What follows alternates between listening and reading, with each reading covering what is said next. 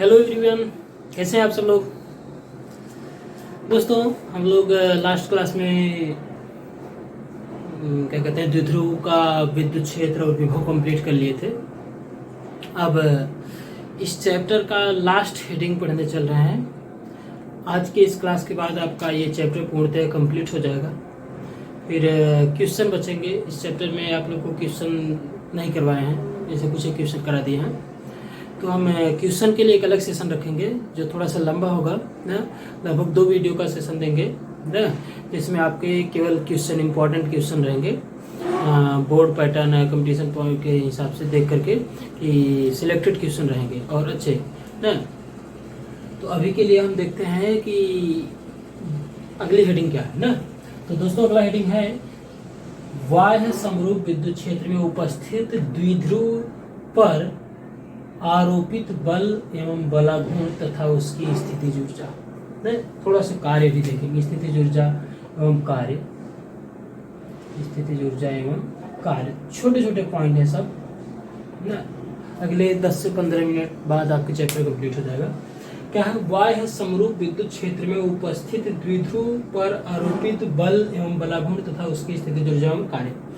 दोस्तों, इन सभी का हम डायरेक्ट खास करके बलाघूर्ण डेरिवेशन नहीं, केवल फार्मूला इसको आपको जानना है।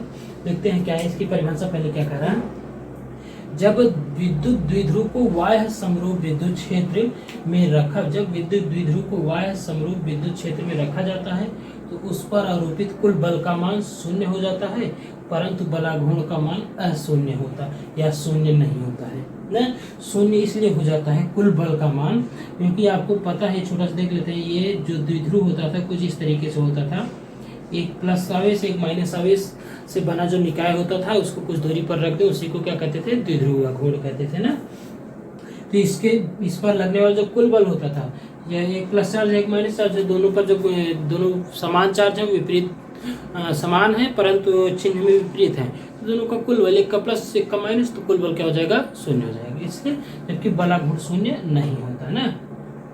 ये को इसलिए लिखा गया एफ तुल्य बराबर, एफ तुल्य या कुल या नेट या आर रिजल्टेंट परिणाम में कुछ भी कहा हो, एफ तुल्य बराबर 0, टाउ तुल्य, टाउ टाउ टो, इसको टो कहते हैं।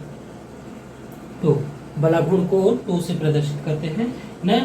To is not equals to 0, यानी कि बलाघूर्ण का मान 0 नहीं होता ना। तो टाउ का मान फिर क्या होता है? ये होता है टाउ तुल्य equals to P E sine theta. Tau vector के फॉर्म में लिखें अगर, तो tau vector equals to P vector cross E vector ना। आपको वेक्टर चैप्टर में फार्मूला मिला होगा, A cross B equals to A B sine theta into, अगर याद हो तो यहाँ पे एन कैप भी होता है, एन कैप की वैल्यू 1 हो जाती है। N cap is unit vector ना। एन कैप क्या है? इकाई सदिश है ना। इकाई सदिश का मान क्या होता है? 1 होता है।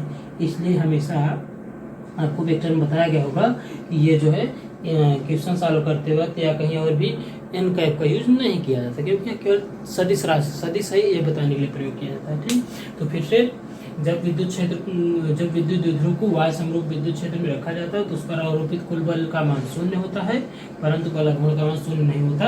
एफ तुल्य बराबर 0, टाउ तुल्य नॉट इक्वल टू 0, टाउ तुल्य का मान इतना। छापे जल्दी से, छापे के मशीन छापे जल्दी से, जल्दी छापे जल्दी। हो गया? हाँ, तो दोस्तों अब यहाँ से हम देखते हैं ये आपका द्विध्रुव के विषय में कहा जा रहा है। द्विध्रुव कहा जा रहा है कि द्विध्रुव साम्य अवस्था की स्थिति में, साम्य अवस्था की स्थिति में थीटा बराबर 0 तथा साम्य अवस्था की स्थिति में थीटा बराबर 0 तथा थीटा बराबर 180 पर होता है ना। थीटा बराबर 0 तथा थीटा बराबर 180 पर होता है ना। द्विध्रुव साम्य अवस्था पर थीटा बराबर 0 तथा थीटा बराबर 180 पर होता है। द्विध्रुव साम्य अवस्था की स्थिति में थीटा बराबर 0 था, थीटा बराबर 100। साम्य अवस्था मतलब संतुलन अवस्था, अस्थायी अवस्था ना। जैसे संतुलन अवस्था का मतलब आप इसको आसानी से इस प्रकार समझ सकते हैं कि आप संतुलित कब होते होंगे पूरी तरह से, जब जैसे आप घर पर हैं ना, अब उस समय सबसे बड़े आप ही हो, मतलब कि आपको कोई कहने वाला समझाने वाला कोई ना हो ना, तो सबसे बड़े शेर आप ही हैं उस परिवार के उस टाइम में। यानी कि कोई कहने वाला नहीं है कि बेटा तुम पढ़ो, सो खाओगा। आप जब मम्मी पापा नहीं है तब आप क्या हैं, सबसे बड़े हो चुके हैं, मतलब घर के गार्जियन खुद बन गए हैं। तो उस समय आप संतुलन अवस्था में संतुलित हैं। आप पर कोई किसी प्रकार का, ना तो मम्मी का बल, ना तो पापा का, ना तो भैया का बल, किसी बल नहीं लग रहा है ना, आप स्वतंत्र हैं ना, जो भी कार्य करें। तो उसी को साम्य अवस्था कहते हैं। साम्य अवस्था मतलब जब किसी भी वस्तु पर किसी तरीके का या कोई बल न कार्य कर रहा हो, उसी को क्या कहेंगे, साम्य अवस्था कहेंगे। तो देखते हैं साम्य अवस्था का कुछ कंडीशन बनाते हैं। ये थीटा, यहाँ बल F, यहाँ सीधी लाइन बल टाउ, यहाँ देखते हैं ना, थीटा 0, थीटा 90, थीटा 180।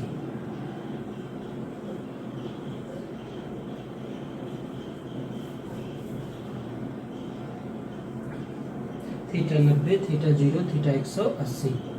देखते हैं क्या होगा, क्या लिखने वाले हैं, कुछ नया नहीं है ना। थीटा 0, बल तो हमेशा 0 है, आपको बताया गया है ना, बल तीनों कंडीशन में 0, थीटा कुछ भी हो, क्योंकि द्विध्रुव पर कार्य करने वाला बल 0 आपको बताए, दोनों आवेश विपरीत चार्ज। अब टाउ का मान, टाउ जी का मान है PE साइन थीटा ना। तो चलिए देखिए, जब थीटा 0 है ना, थीटा 0 है तो PE बराबर साइन 0 का मान 3 ना। PE साइन 0 का मान 3, इसलिए PE का मान 0।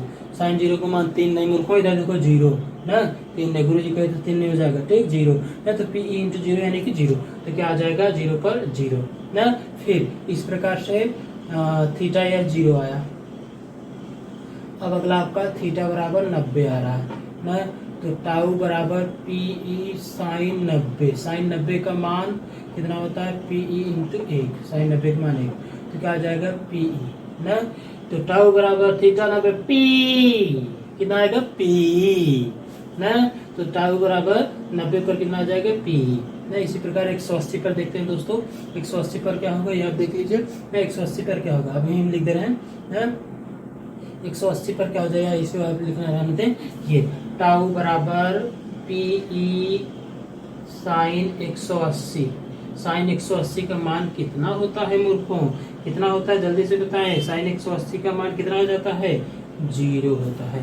कितना होता है, 0 ना। तो पूरा कितना आ जाएगा, 0। PE तो 0, P इंटू 0 बराबर 0, ये भी क्या आ जाएगा, 0। तो देख लीजिए क्या बताएं, साम्य अवस्था पर कब होगा, जब कोई बल कार्य न कर रहा हो तो साम्य अवस्था। यानी कि पहला ये क्या है, साम्यावस्था है, ये साम्यावस्था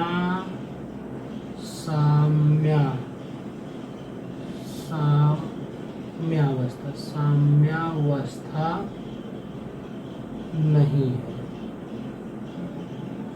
और ये साम्यावस्था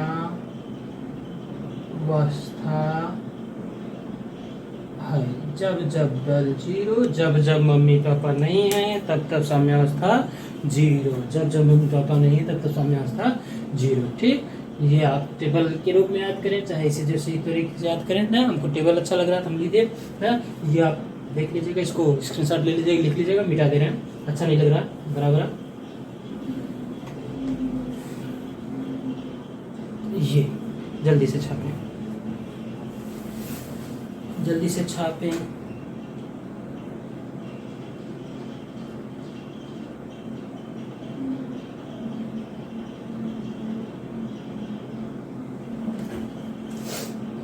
हो गया, देखें इसको आप ग्राफ के रूप में अगर देखोगे तो इसका ग्राफ कुछ इस तरीके से,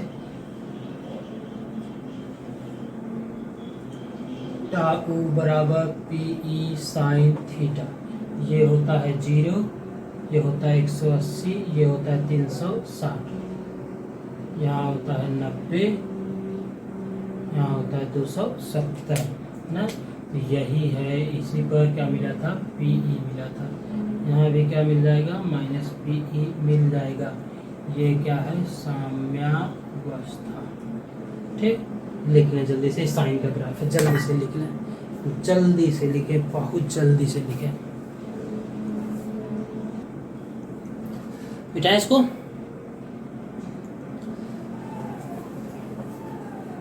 तो देखिए अब नेक्स्ट हेडिंग आपका इसमें क्या था, छोटा सा कार्य,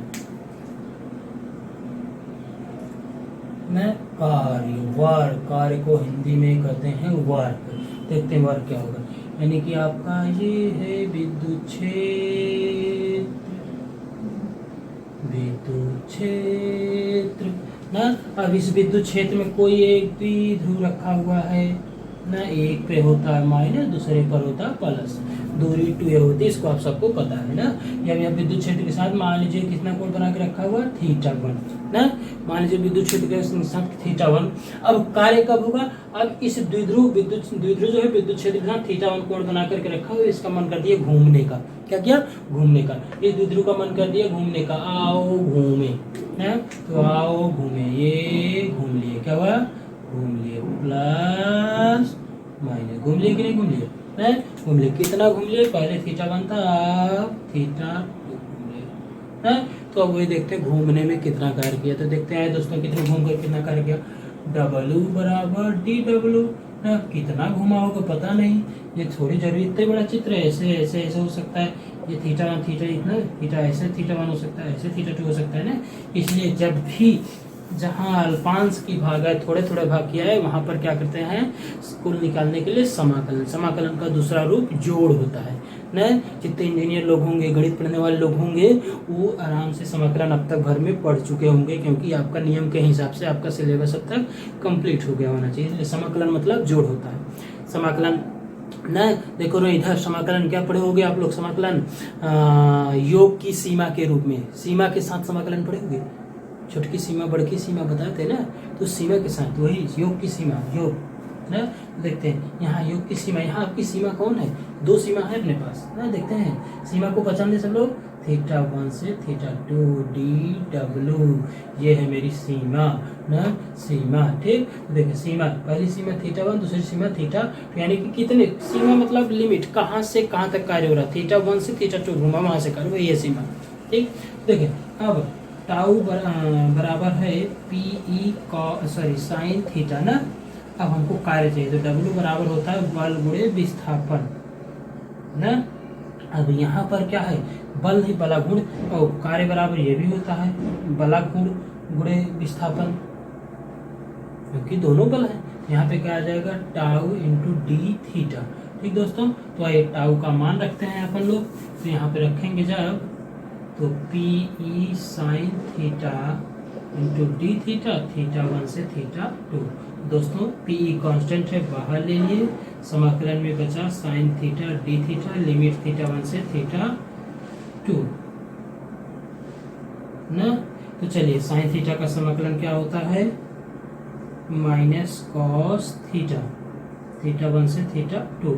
और जब लिमिट रख देंगे अपन लोग तो क्या आ जाएगा, पी ई माइनस सबसे बाहर कॉस θ2 माइनस कॉस θ1 ना। अब इस माइनस को अंदर भेज दिया अपन लोग, माइनस को अंदर भेजे तो देखिएगा ई प्लस हो जाएगी माइनस, यानी कि कुल मिला के W कुमार बराबर, तो कितना आ गया, P E cos θ1 minus cos θ2। तो बेटा W बोला क्या, कितना है तुम्हारा मान, P E cos θ1 minus cos θ2। W बेटा घूम के आया, कितना काम करके आया, P E cos θ1 minus cos θ2। तुम भी घूम के कुछ काम करो ना, कुछ काम करो तो कम से कम काम, यानी कि कार्य की वैल्यू भी तो याद करके दिखाओ ना। W बेटा की तरह अच्छे बच्चे बनो, ये 5 स्टार पाया है। ठीक, जल्दी से छापो मेरे लाल, छापो।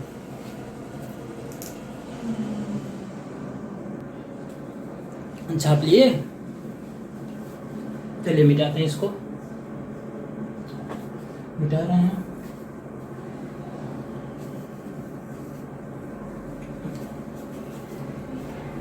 हाँ, तो अब हम अंतिम सांसें लेने वाले हैं ना। अंतिम सांसें लेने के बाद हम कहाँ पहुँचेंगे? अरे वहाँ नहीं रे, यहाँ देखो हम क्या बोल रहे हैं। अंतिम सांसें लेने का मतलब, अंतिम सांस लेने का मतलब क्या हो गया? हम बलाघूर्ण निकाल लिए, बल निकाल लिए, स्थितिज ऊर्जा कार्य निकाल लिया। अंतिम सांस कहाँ चलेगी? स्थितिज ऊर्जा पर चलेगी। ठीक, देखो तो अगला हेडिंग क्या आया? छोटा सा स्थितिज ऊर्जा ना, स्थितिज ऊर्जा हमारी अंतिम सांस यही है ना। तो स्थितिज ऊर्जा आपको पता होगा अच्छे से, W बराबर डेल्टा यू, क्यू यानी कि यू एफ माइनस यू आई ना। यू एफ मतलब यू माने तुम, एफ माने फिनिश ना। यू माने यू, तुम माने आइसक्रीम। देखो इधर यू एफ मतलब यू फाइनल अंतिम कंडीशन, यू आई मतलब इनिशियल प्रारंभिक कंडीशन। तो कहाँ से कहाँ घुमा था डब्ल्यू बेटा? ये θ1 से ये θ2 घुमा था ना। तो क्या आ जाएगा? W बराबर यू θ2 माइनस यू θ1। इसका मान भी रख दीजिए, क्या आ जाएगा? सीधा सीधा यू θ2 माइनस यू θ1 बराबर PE cos θ1 माइनस cos θ2। ये आया था, ये आपका आ गया। या इसको ऐसा लिख सकते हैं, डेल्टा यू बराबर PE cos θ1 माइनस cos θ2।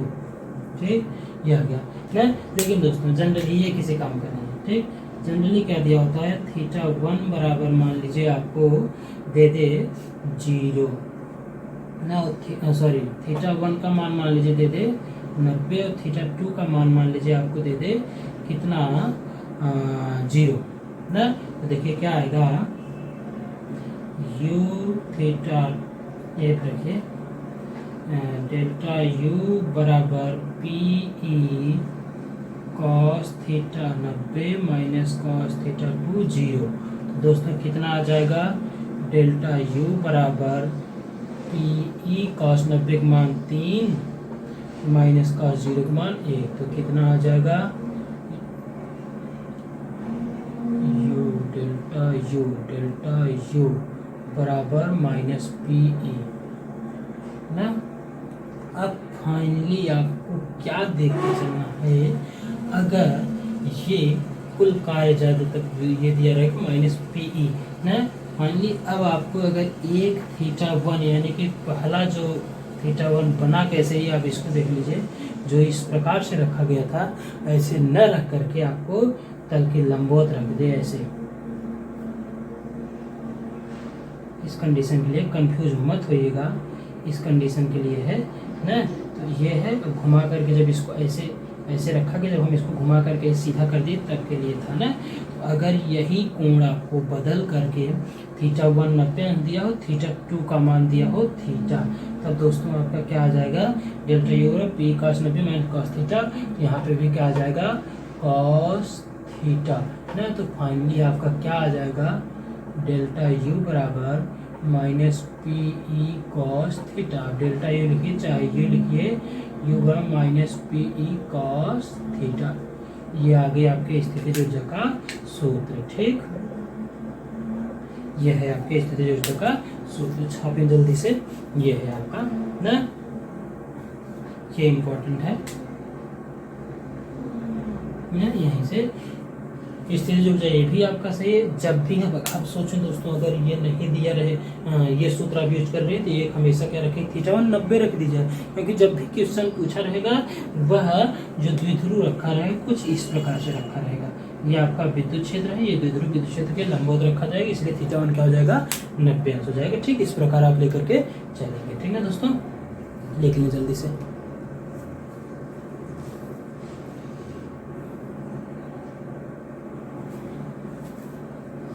हाँ, हो गया।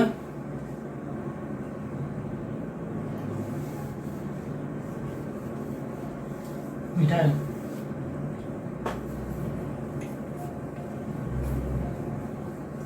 तो यहाँ से आपका ये चैप्टर कंप्लीट होता है ना। अब हम अगला चैप्टर शुरू करेंगे, संधारित्र। क्या? संधारित्र, कैपेसिटेंस।